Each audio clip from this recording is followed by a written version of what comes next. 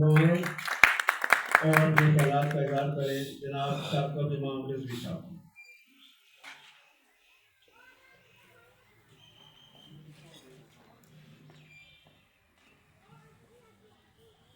بسم اللہ الرحمن الرحیم. حضرات محترم، بہت خوبصورت تقریب، بہت خوبصورت باتیں، بہت خوبصورت لوگ. اس ابتلا کے دور میں غنیمت ہے کہ اگر آپ ادب کے لیے، علم و ہنر کے لیے، دانش کے لیے بیٹھتے ہیں تو بڑا کام ہے. اگر کوئی اس ابتلا کے دور میں لکھتا ہے تو لکھنا بڑا کام ہے.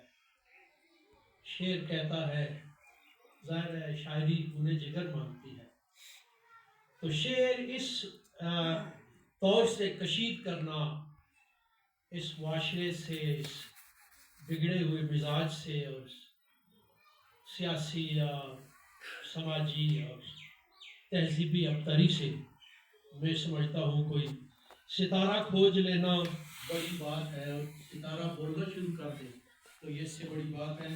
میں اتنی بڑی بات فلسفی واسی کو بار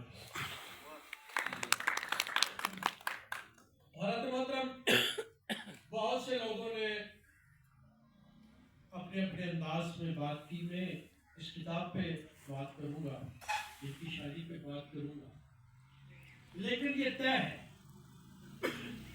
کہ شاعری ضمیر اور ماحول کا حصہ ہے. انسان جو دیکھتا ہے محسوس کرتا ہے، ہر شخص جو دیکھتا ہے وہ محسوس کرتا ہے، لیکن ہر شخص اسے لفظوں کا، شعروں کا روپ نہیں دے سکتا. ہر شخص افسانہ نگار نہیں، شاعر نہیں، ادیب نہیں، نقاد نہیں. جس کا بشارت مرزا نے کہا کہ مقرر نہیں ہوتا. خوبصورت مکالمہ کرتا ہے، گفتگو کرتا ہے، لکھتے خوبصورت ہے لوگ. ہر شخص کا اپنا اپنا، اپنے اپنے مدار میں اپنا اپنا مقام ہے. یہ کتاب اس پہ بات کروں گا کیونکہ تقریب بھی کتاب کی ہے، تو چاہوں گا کہ کتاب بھی بات کرے. ستارہ بولتا ہے. اب ستارہ تو راستہ بھی دکھاتا ہے. ستارہ تو مہیب راتوں میں آپ کو سکون اور اطمینان بھی دیتا ہے، دل سے خوف. اللہ کہتا ہے میں نے ستاروں کو آسمان پہ سجایا اس لیے کہ تم اندھیرے سے خوف نہ کھاؤ. تو ستارہ چاہے آسمان پر ہو، چاہے پھر وہ سورج کی تیز اور تند روشنی سے دھندلا جائے، بہار طور وہ مرتا نہیں، پھر عمر کے سامنے آ جاتا ہے اور کہکشائیں بناتا ہے. تو خوبصورت ستارہ میں ان کے اشعار سے بڑی خوبصورت اور برجستہ باتیں کی. ان کی شاعری میں پوری کی پوری تہذیب، ہماری رہکل، ہمارا مزاج، ہمارا اجتماعی شعور بالکل سامنے نظر آتا ہے. اور آپ دیکھیں گے میں نے شعر نکالے ہیں اور یہ پوری کی پوری ہماری رہکل کی نمائندگی کرتے ہیں، ہمارے مزاج کی، ہمارے اجتماعی شعور کی، ہماری سوچ کی، ہمارے افکار کی نمائندگی کرتی ہے ان کی شاعری. اور شاعر کرتا ہی یہی ہے کہ وہ اپنے عہد سے سارے کے سارے شعر کشید کرتا ہے. وہ اپنے ارد گرد بنظر غیر دیکھتا ہے، وہ اپنے ارد گرد دیکھ کر ایک تصویر بناتا ہے اور اسے شعروں کے کالم میں ڈالتا ہے. دنیا کی بے ثباتی بھی ہے، محبت کی باتیں ہیں، امن کی باتیں ہیں، جنگ کی باتیں ہیں. اور میں نے سب سے پہلا جو ان کا شعر انتخاب کیا وہ ہے کہ ہم جسے اپنی جنگ کہتے ہیں وہ مفادات کی لڑائی ہے. جنگ ہے نا ساری زندگی نبوغ انسان اپنے آپ سے لڑتا ہے، حالات سے لڑتا ہے، مقدر سے لڑتا ہے نا. انسان کی پوری زندگی تگ و تاز سے عبارت ہے. پوری زندگی ایسا صبر ہے جس میں بے پناہ مشکلات ہیں. لیکن بات شاعر نے کیسے دی ہے کہ ہم اپنی جنگ سے کہتے ہیں نا، سب کہتے ہیں ہم اپنی جنگ لڑ رہے ہیں. کوئی سیاست کی جنگ لڑتا ہے، کوئی مذہب کی لڑتا ہے، کوئی سماج کی لڑتا ہے، کوئی تہذیب کی لڑتا ہے. مگر وارسی کہتے ہیں کہ یہ مفادات کی جنگ ہے اور یہ سچ ہے. اور پھر کہتے ہیں یہ دنیا میں دیکھیں غلامی کا ایک تصور ہے. ویسے دنیا میں بندہ ہے غلام، بندے کا مطلب ہی نوکر، کیونکہ بندگی کرتا ہے بشارت صاحب تو وہ نوکر ہے آزاد نہیں ہے، یہ بالکل آزاد نہیں، یہ غلام ہے، یہ نوکر ہے، یہ بندہ ہے. اسے ہر گام پر اس کے ہاں حدود و قیود ہے، کبھی مذہب کی، کبھی مسلک کی، کبھی تہذیب کی، کبھی تمدن کی، کبھی معاشرے کی، کبھی گھر کی، کبھی اپنے ذات کی حدود و قیود بھی ہے. تو یہ آزادی جو پتہ نہیں کس طرح وہ کہتے ہیں کہ رحم آتا ہے بہت خوئے غلامی دیکھ کر، ہر طرف لاشیں ہیں لیکن نوحہ و ماتم نہیں. واہ واہ، یہ ہے نا بے سواتی. دیکھیں کہاں پہ نگاہ کی ہے شاعر نے کہ عجیب ہی غلامی کی خو ہے، عجیب خوف ہے، عجیب وسوسے ہے، عجیب مخمسے ہے، عجیب خوف ہے، لاشیں بکھرے ہوئے ہیں لیکن نوحہ و ماتم نہیں ہے. اور پھر کہتے ہیں ایک لٹیرے سے شرافت کی توقع ہے ابس، وہ تو چاہے گا کہ سب لوٹ کے کھایا جائے. یہ ہے دستر شاعر کی اپنے ارد گرد پھیلے ہوئے ماحول سے. اب بے اطلاعی کی شکایت کرتے ہیں، دنیا کی بے ثباتی کی شکایت کرتے ہیں، حکومتوں کے جبر کی، استبداد کی شکایت کرتے ہیں شکایت، اور کرنی چاہیے. کبھی کبھی آپ کا سامنا کسی جابر سلطان کے سامنے کلمہ حق کہنے کا آ جاتا ہے، کبھی مرحلہ، کبھی خاموشی ہے، کبھی دب کے رہ جاتے ہیں، کبھی اٹھ کے کھڑے ہو جاتے ہیں. تو کہتے ہیں کہ غم کے زنداں میں ہے محبوس پرندہ دل کا. دیکھیں شیراز صاحب کتنی اچھی تشبیہ ہے کہ غم کے زنداں میں ہے محبوس پرندہ دل کا، کر کے آزاد اسے کیوں نہ اڑایا جائے. یہ کہتے ہیں اپنی ذات سے نکلو، اپنی ذات سے نکل کر بات کریں. بہت حدود و قیود ہیں، بڑی پابندیاں ہیں، بات کرنے کی پابندیاں ہیں، افکار کا پابندیاں ہیں، ہوتی رہتی ہے. پوری دنیا کا یہ چلن ہے، معاشروں کی یہ مزاج ہے. لیکن وہ کہتے ہیں کہ جو آپ کے ہاں یہ پرندہ سوچ کا، فکر کا، دانش کا، عقل کا، شعور کا جو پرندہ ہے نا محبوس، جو پنجرے میں ہے، اس کو باہر نکالے، اس کو اڑائیں، آزاد کرے اور اپنی آواز لوگوں تک پہنچائیں. اور پھر روشن خیالی کی بھی بات کرتے ہیں. میں نے شعر انتخاب کیا، دیکھیں کیسا کمال کا شعر ہے کہ روشن خیال ایسے ہوئے ہیں کہ وارسی تہذیب اپنی روٹ کے جانے کدھر گئی. اب شاید تہذیب کو ڈھونڈتا ہے، اپنے وقت کو ڈھونڈتا ہے، اپنے بچپن کو ڈھونڈتا ہے. اور میں ہمیشہ یہ کہتا رہتا ہوں، میرا تعلق چونکہ تعلیم و تدریس سے رہا ہے، ہم تہذیب کو اپنے گھروں سے نکال کے دم لیں گے. ہم نے یہ ٹھانی ہوئی ہے کہ ہم نے اپنی تہذیب کو، اپنے تمدن کو نکال کے دم لینا. کہاں وہ کھیتوں کھلیانوں کی باتیں میں بھی آپ کو سناؤں گا، کدھر گئی ہیں وہ کھیتوں اور کھلیانوں کی باتیں؟ وہ کسان، اس کا تمتماتا ہوا چہرہ، اس کا روشن چہرہ، اور یہ ہریالی کدھر گئی ہے؟ کیوں چلی گئی؟ اس لیے کہ ہم کسی اور سمت پہ میں پرواز ہو گئے. اور پھر اچھا یہ بات بھی کی، حسن و جمال کی بات بھی کی.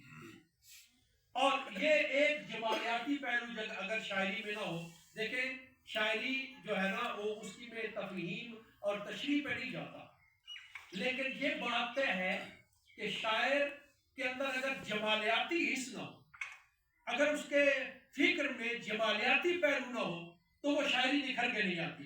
تو حسن جمال کی بات دیکھیں کس طرح کرتے ہیں کہ بزم انجم سے سجی چاند، بزم انجم ہے سجی چاند کو لایا جائے. واہ واہ. اب یہ شاید ستارہ بولتا ہے، اسے چاند کی قربت چاہیے، اسے چاند کی رفاقت چاہیے، اسے اس کی روشنی چاہیے.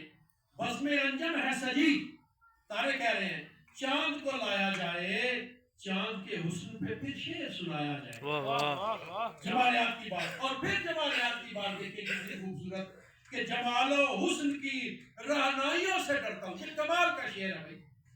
میں نے جب اسے انتخاب کیا تو میں، آپ یقین کریں یہ داد دیے بغیر نہیں رہ سکا. برجستہ شاعری ہوتی، برجستہ ہے. یہ آمد عورت کا جو جھگڑا ہے اس سے دور ہوگی، اس سے باورا ہوگی. شاعری جو ہے یہ برجستگی کا نام ہے. جو دل کرتا ہے کہے. آپ کے سامنے میدان کلام کھلا، آپ کے سامنے پورے کی پوری سلطنت علم و ہنر کی کھلی ہے اور آوازیں دے رہی ہے. لکھو کہ جمال و حسن کی رہنائیوں سے ڈرتا ہوں، فریب خوردا ہوں، ہر جائیوں سے ڈرتا ہوں. اور میں سمجھتا ہوں کہ عمر کے ہر حصے میں یہ جمال بھی ہوتا ہے اور رہنائیاں بھی لیتی ہے. وہ تو دل فکر سے پھوٹتی ہے نا. جمال انسان کے ذہن سے پھوٹتا ہے, رہنائیاں انسان کی سوچ سے نکلتی ہیں, اس کا جسمانی حالت سے کوئی تعلق نہیں. وہ کہتے ہیں جمال و حسن کی رہنائیوں سے ڈرتا ہوں, فریب خورتا ہوں, ہر جائیوں سے ڈرتا ہوں, وصال یار مقدر میں ہے کہاں سائیں, خیال یار کی انگڑائیوں سے ڈرتا ہوں. واہ جی واہ. کیا خیال کی انگڑائی دی ہے, کمال کی انگڑائی دی ہے. اور دیکھیں آگے دیکھیں کہ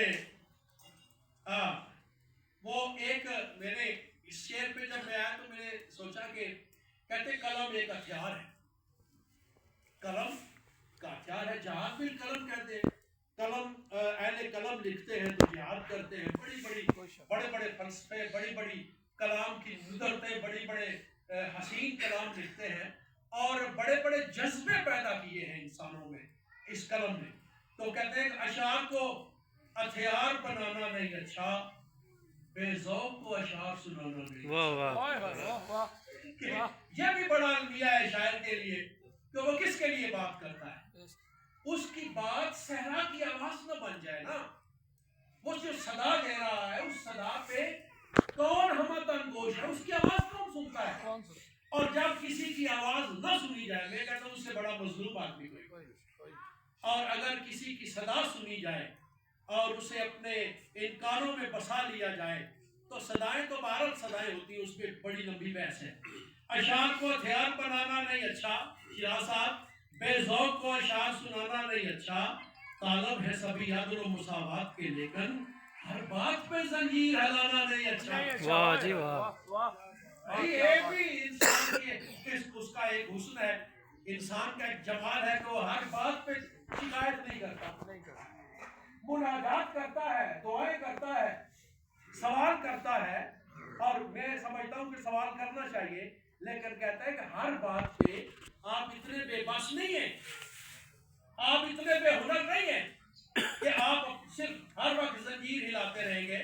ہاں ٹھیک ہے, انصاف کی امید رکھنی چاہیے. اور ایک اور معصوم خواہش, میں اس پہ بات ضرور کروں گا کہ دیکھیں یہ خواہش کتنی برجستہ ہے. آپ میری بات سن رہے ہیں نا, اور میں نے چاہا کہ اس پہ بولا جائے, میں کم بولے نا لوگ اس پہ, تو میں نے کہا چلے اس پہ بات کریں, انہوں نے بلایا ہے تو کہ خواہش دیکھیں, تیرے دل میں سمانا چاہتا ہوں, تجھے اپنا بنانا چاہتا ہوں, اندھیروں سے چھڑا کر جان سب کی اجالے لے کے آنا چاہتا ہوں. یہ ہے لفظوں کے اجالے, یہ ہے شعروں کے اجالے, یہ ہے فکر اور دانش کے اجالے جو شاعر لے کے آتا ہے. اور بڑا نادان ہوں میں وارسی جی, متاع دل لٹانا چاہتا. واہ جی. یہ کیسی سخاوت ہے, علم کی سخاوت ہے, شعر کی سخاوت ہے. اور پھر کہتے ہیں دنیا میں بڑے سچے جذبوں کا فقدان ہے, محبتوں کا فقدان ہے, محبت نہیں ہے. اس پہ ایک بات پھر میں ختم کرتا ہوں کہ دریا کے پیچ و تاب میں اب کیا ہے. دیکھیں استفہامی انداز ہے, کیا بات. اور جب استفہام ہوتا ہے نا, سوال تو بندہ کرتا ہے, اس میں بڑا حسن ہے. دیکھیں کیا کیا, اور پھر اس استفہام کا خود ہی جواب دے رہے ہیں کہ دریا کے پیچ و تاب میں اب کیا ہے, کچھ نہیں. سوکھے ہوئے چراغ میں اب کیا ہے, کچھ نہیں. یہ دنیا ہے نا, کیا بات, کیا بات. اور کہنا گیا ہے چاند سا چہرہ نہ جانے کیوں, بے رنگ و بو گلاب میں اب کیا ہے, کچھ نہیں. اور کل تک جہاں تھی شوخیاں ہر سو بہار کی, اس گلشن خراب میں اب کیا ہے, کچھ نہیں. ٹھیک ہے.